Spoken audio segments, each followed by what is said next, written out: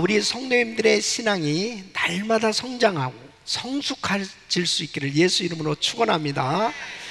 사람이 나이를 먹을수록 점점 성숙해지면서 이 사물과 세상을 보는 관점, 이 판단력과 이 분별력이 아주 좋아지는 거죠. 그래서 이 세상을 살아가면서 사람이 성숙한 만큼 모든 사물을 판단하는 그러한 능력의 차이가 나타나는 것을 볼 수 있어요.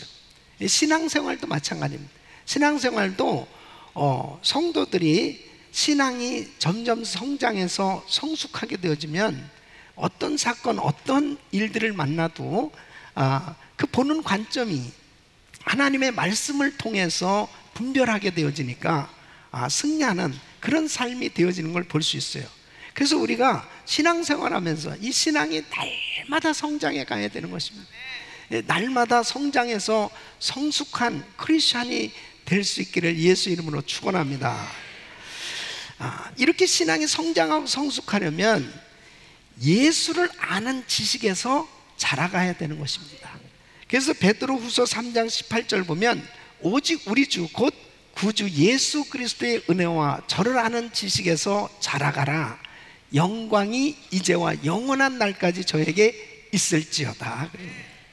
여러분 에베소서 4장 13절 보면 우리가 다 하나님의 아들을 믿는 것과 아는 일에 하나가 되어 온전한 사람을 이루어 그리스도의 장성한 분량이 충만한 데까지 이르느니. 그래서 우리의 신앙이 그리스도를 아는 지식이 날마다 더해감으로 인해서 신앙이 성장해 가야 되는 것입니다. 여기에서의 지식은 이 신학적 지식이나 어떤 책, 강의로 아는 지식이 아니에요. 경험적인 지식을 의미하는 것입니다.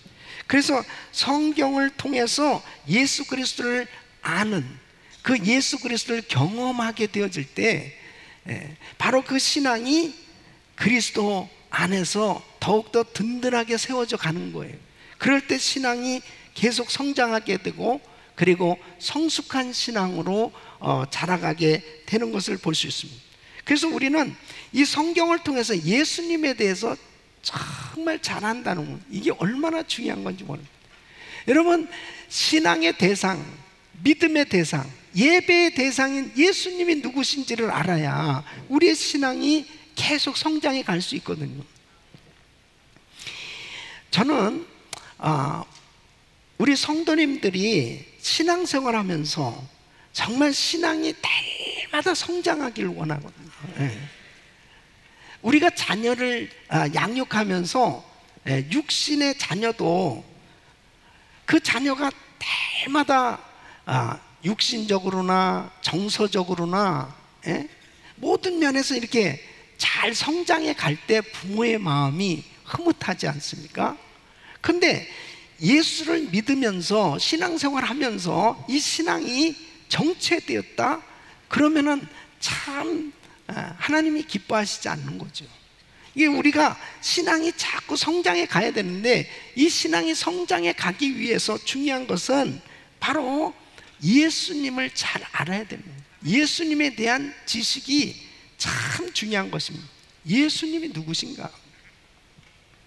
그래서 저는 요한복음에서 우리 예수님께서 자신에 관해서 선포하신 7가지 선언문이 있습니다. 나는 누구다 라고 예수님 자신이 밝히신 그 선언하신 말씀이 있어요.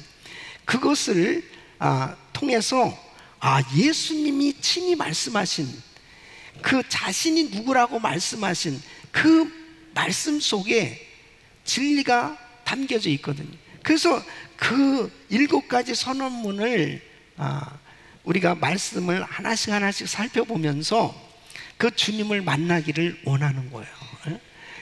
저는 이 7가지 이제 예수님의 자기 선언에 대한 이 말씀을 증거하면서 우리 성도님들이 예수님이 누구신가, 그 주님에 대한 더 분명한 이 지식, 그 확신을 가지고 신앙이 성장해 갈 수 있는 이런 은혜가 있기를 간절히 축원합니다. 너무 중요한 말씀이에요. 중요하지 않으면 제가 이야기를 안 하지만 정말 중요한 내용이에요. 그래서 주일마다 이 은혜를 사모하시길 바라고요. 그리고 정말 주님이 누구신지를 알면 확 열려지는 것입니다. 그때부터 기도가 달라져요.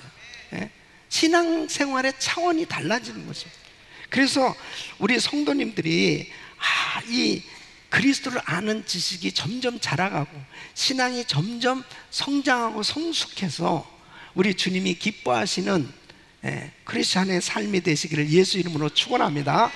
자, 우리 주님께서 자기에 대한 이 선언하신 첫 번째는 바로 나는 생명의 떡이다, 이렇게 선언하셨습니다. 자, 이 말씀은 예수님께서 디베랴 바닷가, 이 벳세다 광야에서 많은 사람들에게 복음을 전하시고 그리고 병자들을 고쳐주셨습니다. 그리고 날이 어두워졌을 때 예수님께서 보리떡 5개와 물고기 2마리 가지고 5,000명을 먹이고 12강주를 남기시는 오병의 기적을 행하십니다. 그럴 때 이 많은 무리들, 그 오병이를 경험한 사람들은 주님에 대해서 너무나 놀라운 충격을 받게 된 거죠. 이스라엘 백성들이 40년 동안 광야 생활을 할 때 그들은 농사를 짓지도 아니하고 또 그곳에서 농사를 짓고 그렇게 할 형편이 안 되죠. 광야는 계속 옮겨가야 되는 거고, 그리고 정말 광야 생활이라는 것은 누군가 도와주지 않으면 살 수 없는 그런 형편이 있었어요. 근데 하늘에서 만나를 내려주시는 거예요. 그러니까 이스라엘 백성들은 매일 이 만나를 먹고 살아갔거든요. 그 하늘에서 내려진 그 만나를 경험할 때 그들은 매일같이 기적을 경험하게 된 거죠. 그러니까 오병이의 기적도 역시 마찬가지로 그들은 너무나 놀라운 거예요. 그러니까 이 예수님을 왕으로 세워야 되겠다, 이런 생각을 가지고 사람들이 몰려들어서 예수님을 왕으로 세우려고 했을 때 예수님은 그 자리를 피해서 산으로 가서 기도를 하십니다. 사람들은 예수님을 이제 찾아 나서는 거예요. 예수님의 제자들은 배를 타고 이제 그들은 가버나움으로 가고 있었습니다. 예수님께서 기도하시다가 이제 무리를 걸어서 제자들에게 옵니다.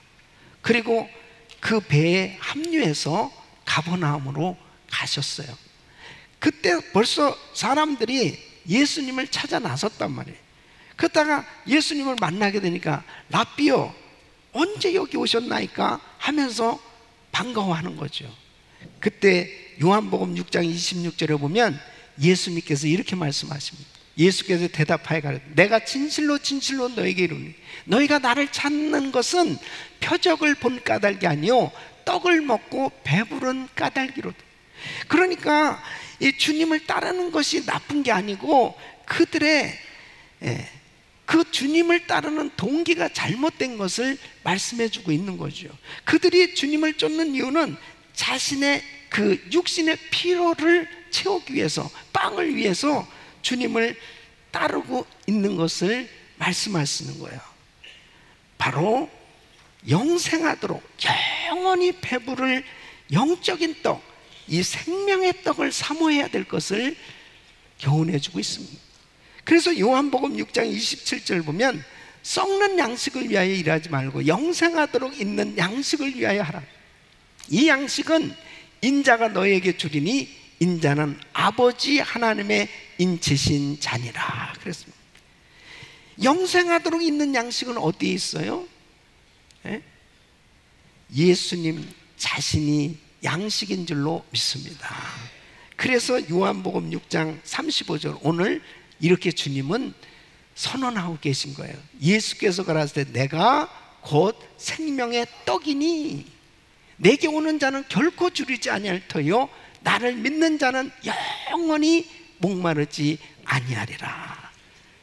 여러분, 하나님께서 예. 하늘로부터 내려온 생명의 떡, 산떡, 바로 그분이 예수 그리스도시다. 바로 주님은 이제 이 떡을 먹어라, 그렇게 말씀하시는 겁니다.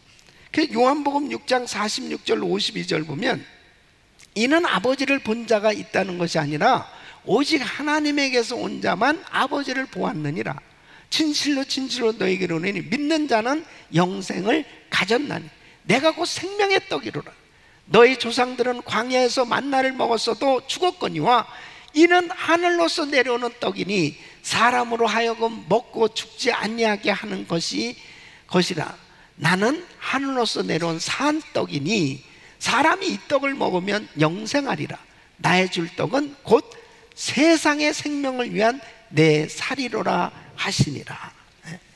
그러니까 바로 우리가 최우선으로 해야 될 일이 뭐냐? 세상에서의 어떤 빵, 이 떡을 구하는 것보다 더 중요한 것이 바로 예수 믿고 영원한 생명, 바로 영원한 산떡 대신 주님을 영접하는 거예요. 그 주님의 은혜를 받는 겁니다. 이것이 바로 가장 복된 길이라고 말씀하고 있는 거예요. 그래서 이 수많은 사람들이 예수님이 오병이어 기적을 행하셨을 때, 야, 저분을 왕으로 세우면 우리는 먹고 사는 거 다 해결될 수 있겠다, 막 그래서 그분을 왕으로 모시려고 그랬지만, 주님은 내가 생명의 떡이다, 생명의 떡이다. 이 생명의 떡 대신 예수님을 만나야, 영접해야 영원히 목마르지 아니하는 그런 복된 인생, 영원히 배부른 복된 삶이 될 수 있음을 말씀하고 있는 것입니다. 그래서 오늘 저는 이 말씀을 통해서 왜 생명의 떡을 먹어야 되는지, 생명의 떡을 먹으면 어떠한 삶이 되는지, 그리고 그 생명의 떡을 경험하는 것이 왜 그리 중요한지 오늘 이 말씀을 증거하게 될 때, 왜 주님이 내가 생명의 떡이다 이렇게 말씀하신 그 이유가 무엇인지, 그분이 누구신지를 증거할 때 여러분들이 정말 오늘 이 말씀을 들으시면서 생명의 떡을 먹는 시간이 되시기를 바랍니다. 그 첫째는 생명의 떡을 먹는 자는 예수님과 하나가 된다는 것입니다. 여러분, 요한복음 6장 56절 57절 우리 한번 같이 읽어보겠습니다. 시작. 내 살을 먹고 내 피를 마시는 자는 내 안에 거하고 나도 그 안에 거하나니 살아계신 아버지께서 나를 보내심에 내가 아버지로 인하여 사는 것 같이 나를 먹는 그 사람도 나로 인하여 살리라. 아멘. 여러분, 사람이 음식을 먹잖아요.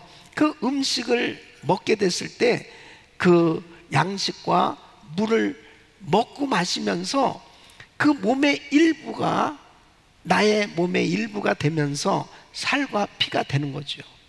이와 마찬가지로 내가 이 생명의 떡 대신 예수님의 살과 피를 먹고 마신다라고 하는 것은 바로 예수님을 영접하는 걸 의미해요. 그 예수님과 하나 되는 것을 의미하는 거예요. 그 예수님과 하나 되어졌을 때 바로 그 사람에게 영원한 생명이 임하는 겁니다. 그래서 우리가 세례를 받는다 그럴 때 이 세례의 의미가 로마서 6장 3절 5절 보면, 무릇 그리스도 예수와 합하여 세례를 받은 우리는 그의 죽으심과 합하여 세례 받은 줄을 알지 못하느뇨. 그러므로 우리가 그의 죽으심과 합하여 세례를 받음으로 그와 함께 장사되었나니 이는 아버지의 영광으로 말미암아 그리스도를 죽은 자 가운데서 살리심과 같이 우리로 또한 새 생명 가운데서 행하게 하려 함이니라. 만일 우리가 그의 죽으심을 본받아 연합한 자가 되었으면 또한 그의 부활을 본받아 연합한 자가 되리라. 그러니까 예수님과의 연합은 우리에게 영원한 생명이 임한 것을 의미하는 것입니다.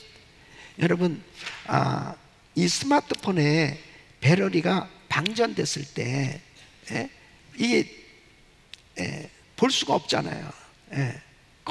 꺼지게 돼 있잖아요. 근데 충전기에 이 접촉을 하게 되면, 연결되는 순간에 어떻게 되면 작동되는 거예요. 그와 마찬가지로 아담의 죄로 말미암아 그 죄로 사람들의 영혼이 죽었거든요.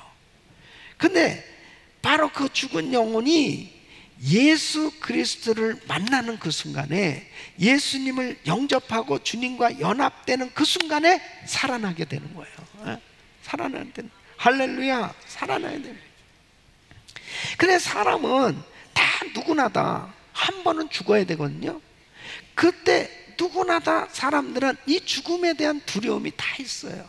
죽음에 대한, 이 히브리서 9장 27절 보면 한 번 죽는 것은 사람에게 정한 것이요 그 후에는 심판이 있으리니 그랬어요.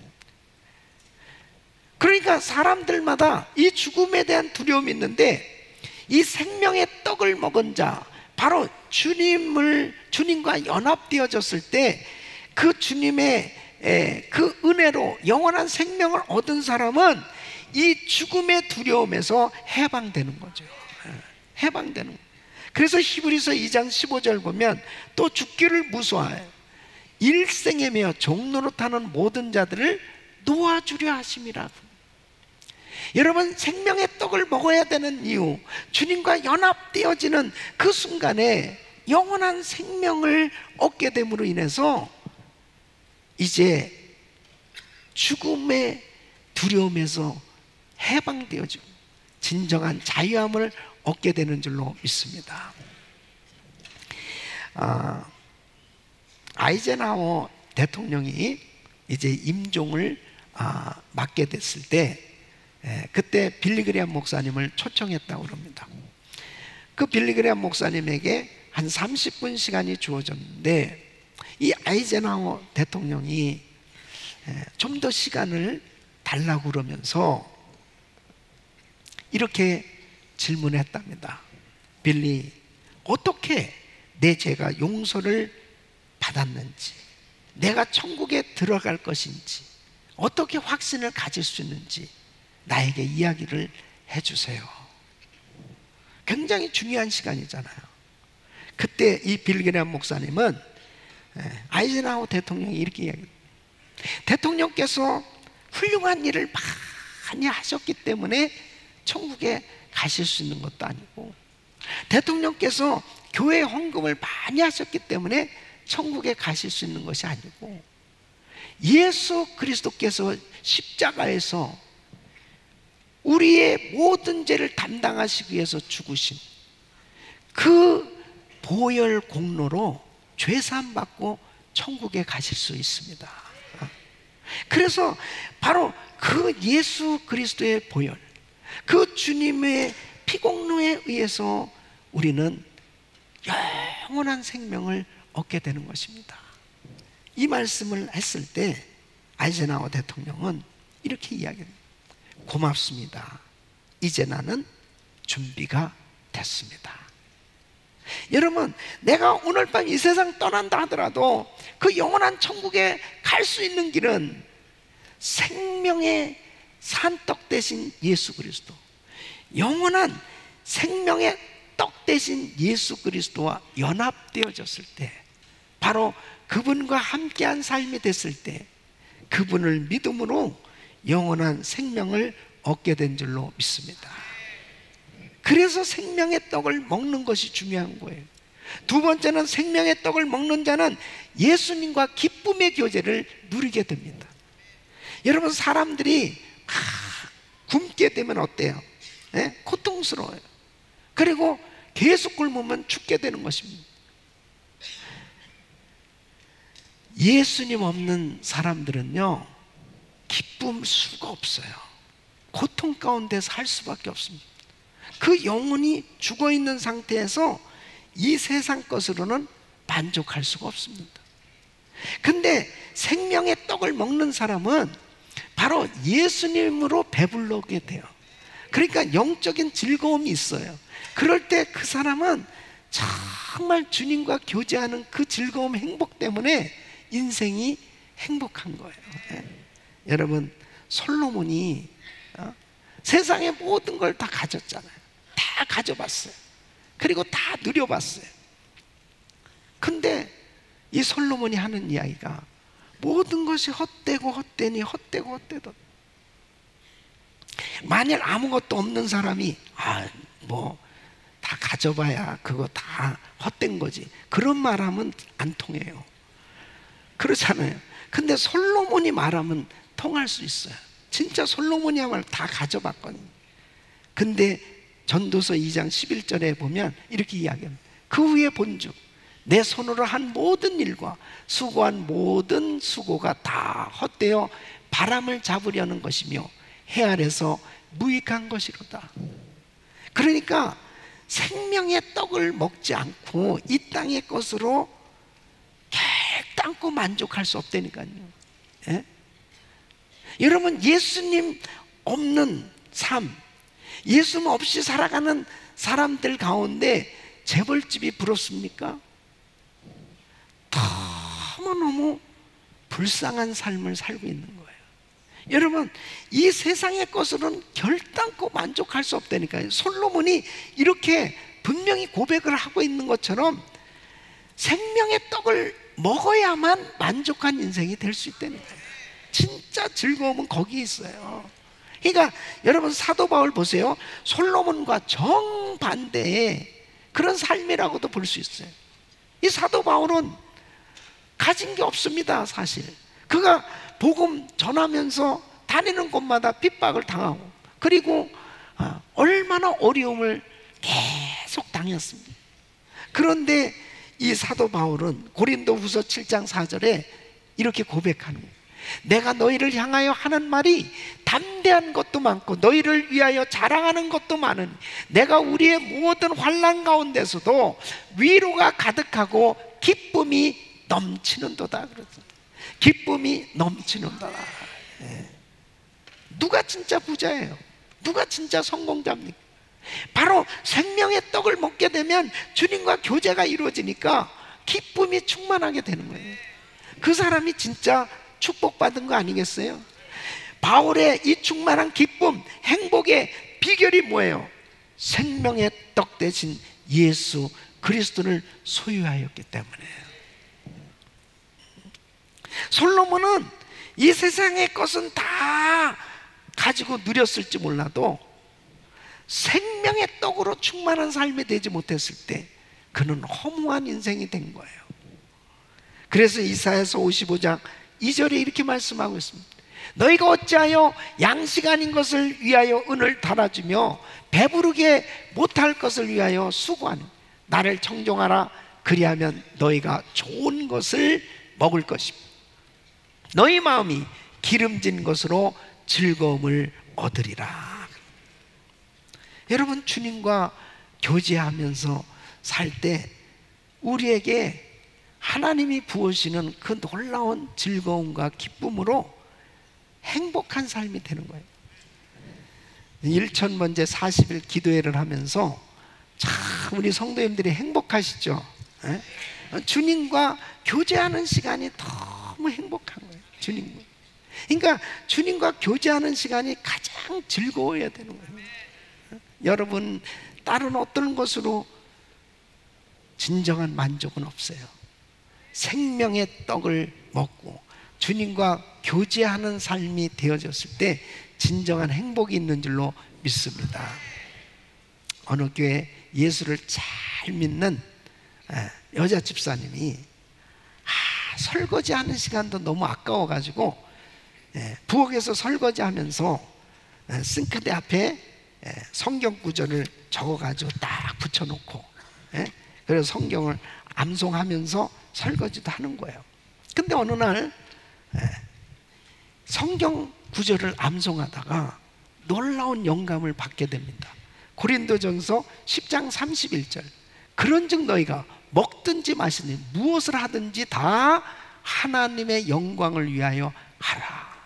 무엇을 하든지 다 하나님의 영광을.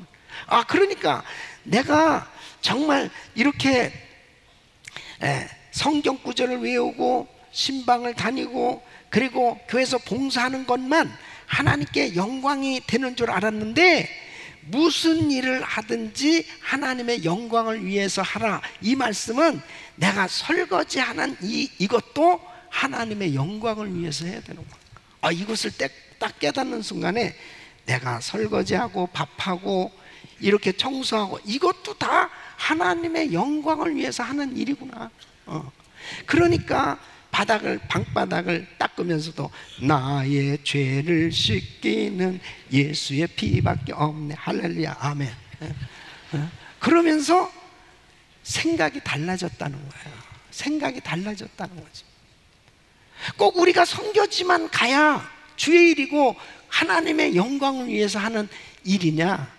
내가 하는 작은 모든 일들이 다 하나님의 영광을 위해서 할 때 가치 있고 보람된 일이 된다는 거죠. 주님과 연합된 삶이 될 때 달라지는 거예요. 주님과 교제가 이루어질 때 주님께서 나의 마음 가운데 기쁨을 주시니까, 즐거움을 주시니까 내가 하는 모든 일들이 하나님께 영광이 되어지는 그런 삶이 되어진단 말이에요. 내가 하는 비즈니스, 그 삶의 현장이 사역터가 되어지고 그곳에서 하나님의 영광이 드러나게 하여 주시옵소서. 자녀를 양육하면서도 무슨 일을 해도 다 하나님의 영광을 위해서 할 수 있기를 예수 이름으로 축원합니다. 그때 기쁨이 충만해지는 겁니다. 내가 하는 일이 얼마나 감사한. 그러니까 이 하나님의 영광을 위해서 사는 것에 대한 이 깨달음을 얻지 못하면요, 설거지하면서 괜히 그릇만 깨는 겁니다. 그래서 내가 이런 거나 해야 되겠어, 내가 이런 거나, 그러면서 괜히 투덜투덜대고 사람들만 피곤하게 만드는. 내가 하는 일이 하나님의 영광을 위해서 하게 될 때 가치 있고 보람된 일이 되는 거예요. 중요한 게 뭐예요? 주님과 교제하는 게 중요한 거예요. 중요한. 세 번째, 생명의 떡을 먹는 자는 예수님의 능력과 권세를 누리게 되는 겁니다. 그래서 생명의 떡 대신 예수님으로 충만한 사람은 예수님의 그 생명이 나에게 흘러 넘치는 거예요. 그럴 때 주님의 능력과 권세가 내게 임하는 것입니다. 여러분, 생명의 떡으로 충만할 때 우리의 영혼에 힘이 생겨져요. 그리고 인생을 살아가면서 당하는 그 고난을 극복할 수 있는 능력이 임하는 줄로 믿습니다.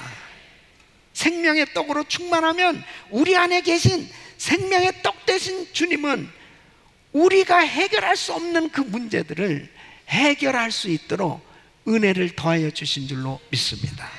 그러니까 우리 주님께서요, 나는 생명의 떡이다 이렇게 말만 하신 게 아닙니다. 요한복음을 보면은 주님께서 놀라운 표적을 보여주시잖아요.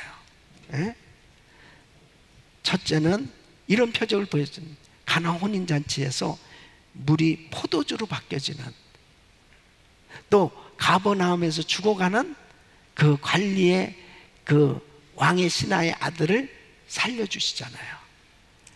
38년 된 병자를 고쳐주시지 않습니까? 오병이의 기적을 행하시지 않습니까? 디베랴 바닷가에서 무리를 거르시는 거예요. 또 실로암에서 소경을 눈뜨게 해주시는 주님.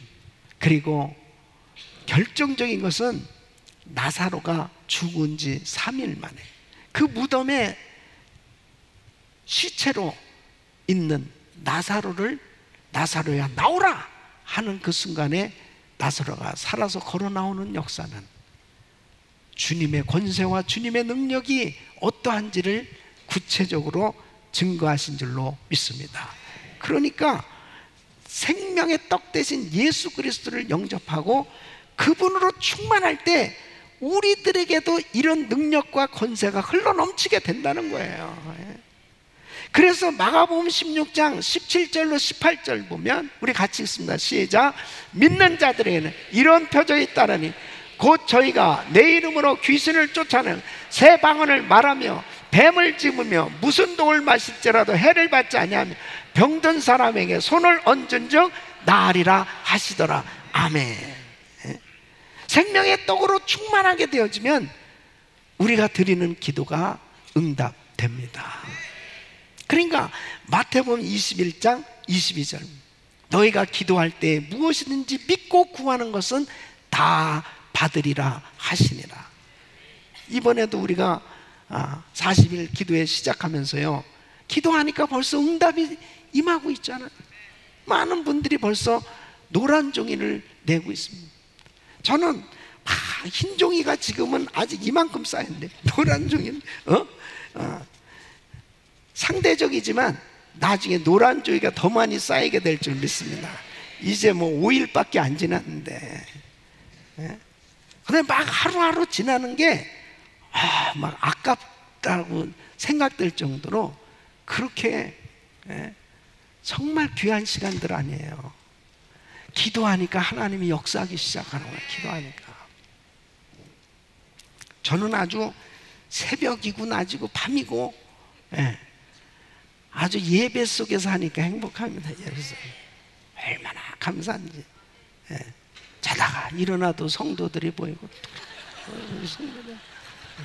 오늘도 또 어제 밤도 10시까지 기도, 오늘 또 1부, 2부, 3부 더 계속, 오늘 저녁에도 또 만나야 되잖아요.